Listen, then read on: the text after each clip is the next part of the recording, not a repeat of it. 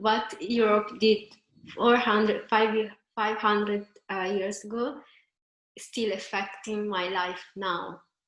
This is the difference. So what they did in that period, what the theory, the ideas of Black people as inferior, as animals, Black women as just tools to use for sex, and all this kind of thing is affecting my life here in 2020. And if you don't see it, it's because you are living in your privilege to be white. That's that.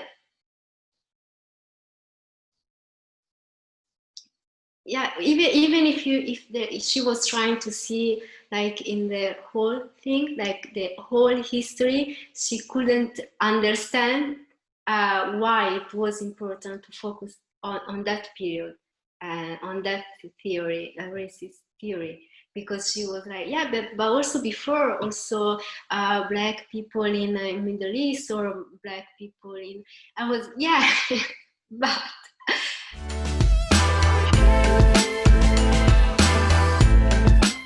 Absolutely. I think that we're trapped in the language. I have a lot of frustration around the English language and the words we use, the swords we use. mhm. Yeah, I think I get trapped just by the language that I'm speaking, and that I find frustrating. But um, it links me to a question I have around vocabulary and the Italian situation. In England, before I left, there was discussion around probably past just racism, looking at white fragility.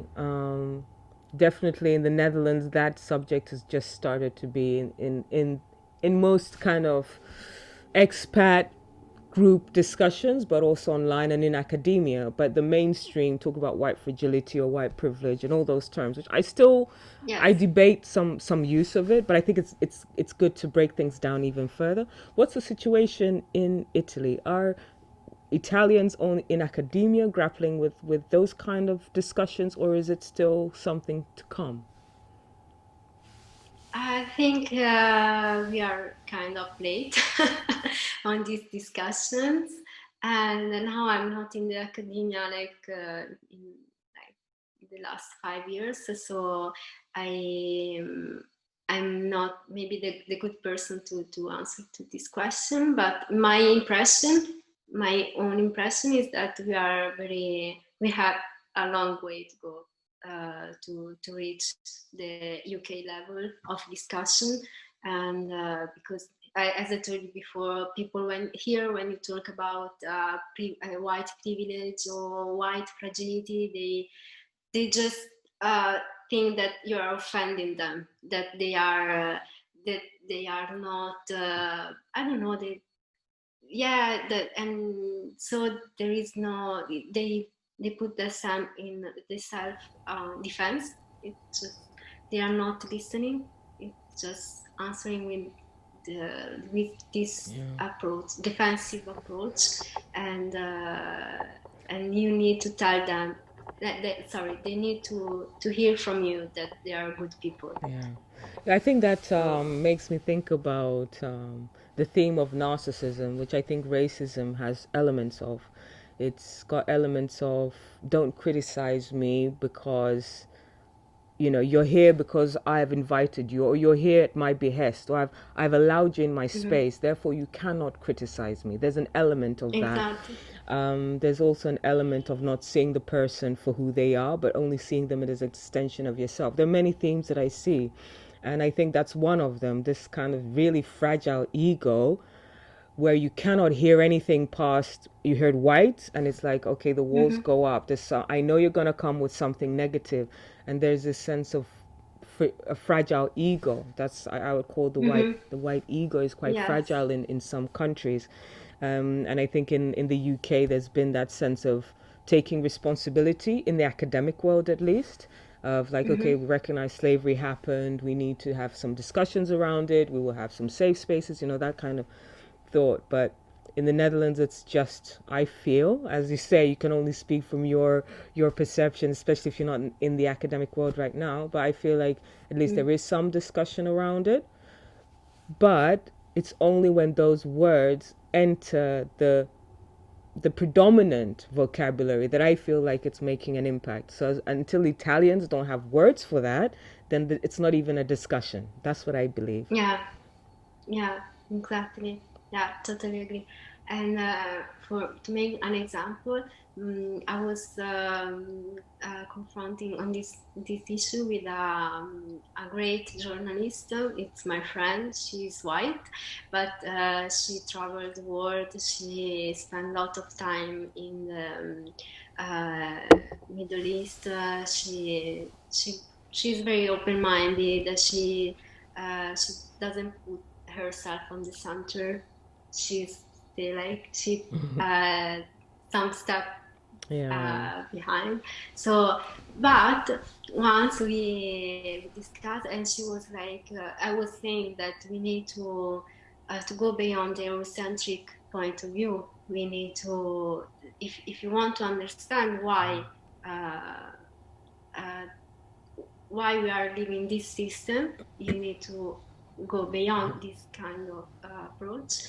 And she was like, yeah, but there are a lot of type of races or in the past, and every time I was trying to explain, and and she said, yeah, but because I talked with this historian, and he was saying that also the Black activist has Eurocentric point of view. And I was like, what are you talking about? Like, we are talking about Europe now, how racism is affecting our life, how colonialism is still have effects on us, and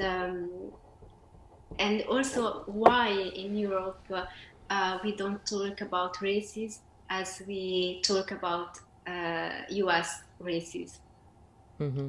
Because actually the racist theory came from Europe.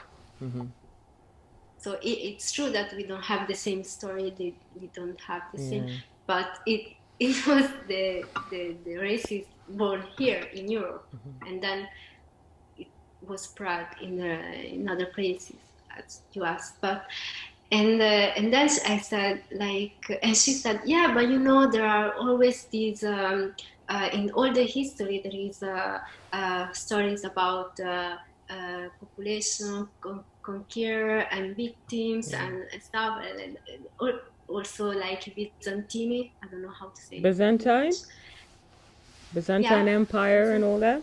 Exactly.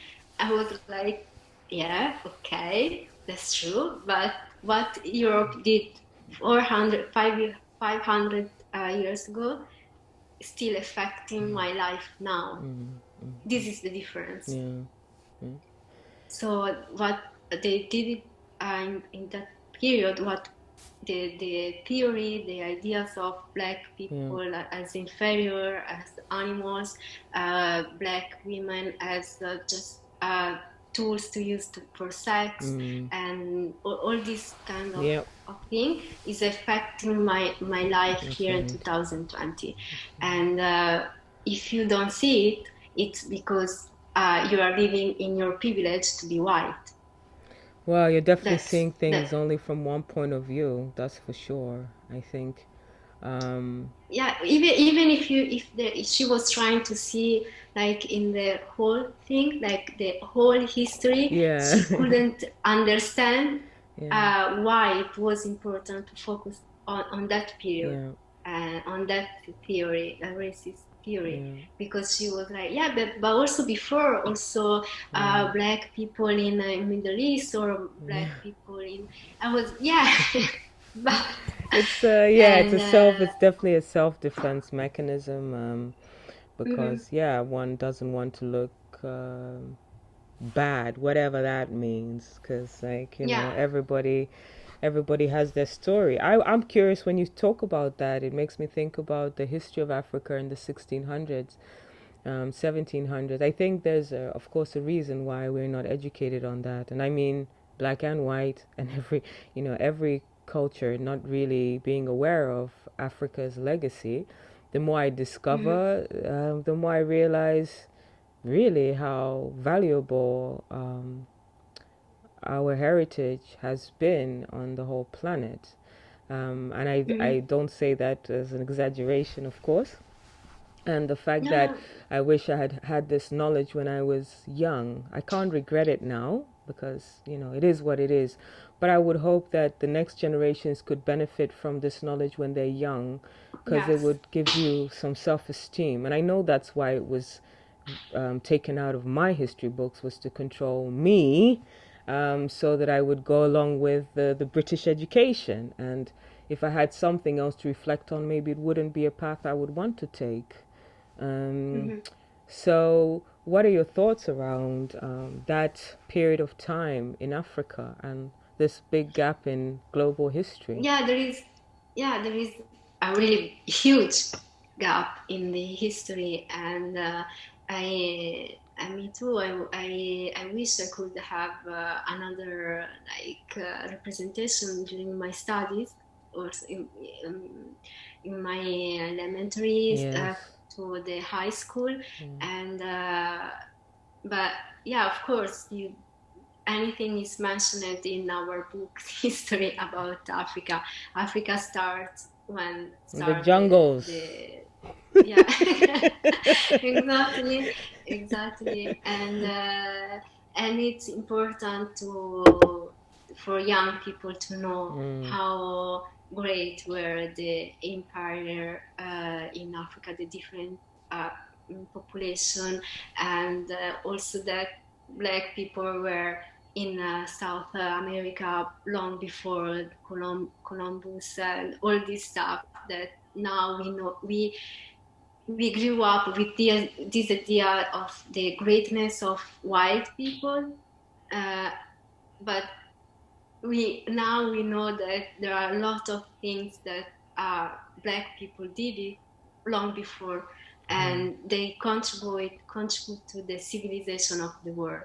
And it's very important for young people grow up with this idea of all the history of population, not just black, also the Asians, and it's I think the mixed, also the all the immigrations. That's right. And how population are now, like how they interact, and how they become the new, like they started new ethnicity, as you can imagine. For us, for East African people, it's a mixed.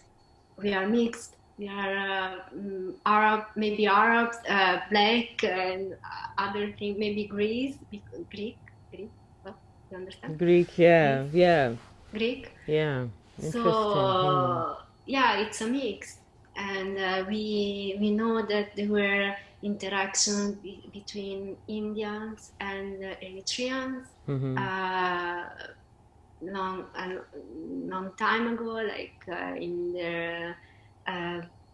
the first centuries after, I don't know, I never understand how to say it in English. Nei primi anni dopo Cristo. AD and BC and all that. DC. To be honest, I think that's another trick to mess up the timeline. I don't need ACBC. Give me numbers. It's just a waste of time, just to mess us up. Stop it.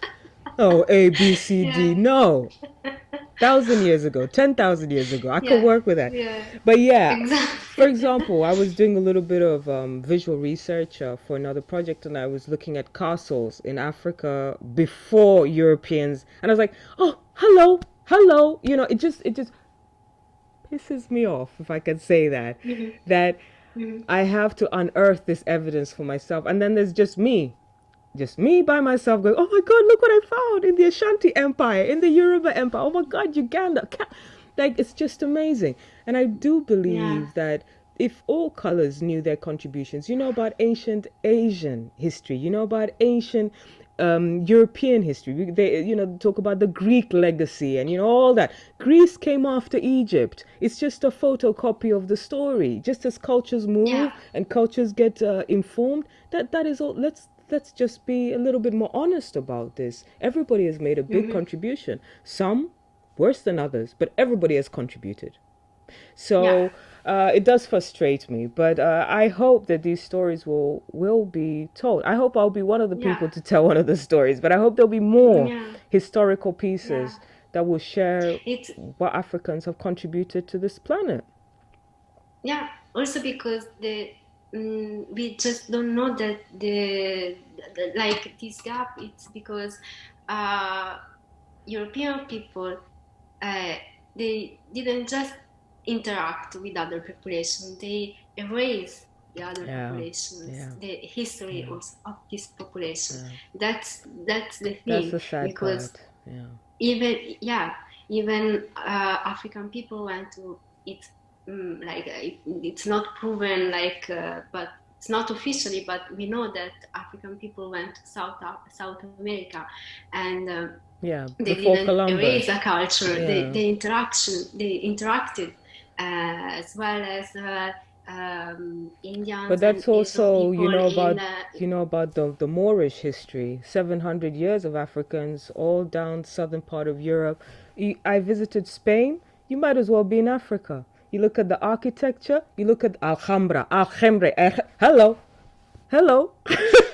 It's like it's all there. Even the fact we use algebra, that so all the clues are there. And I do believe that it's our task as creatives from the African diaspora to share these stories.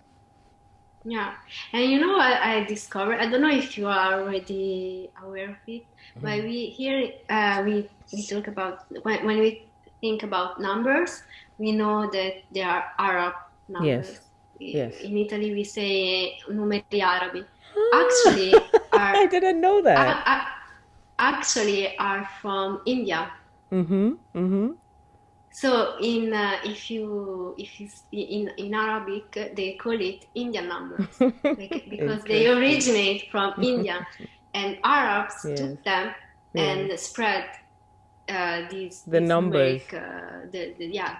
How they. So but originally it's from India.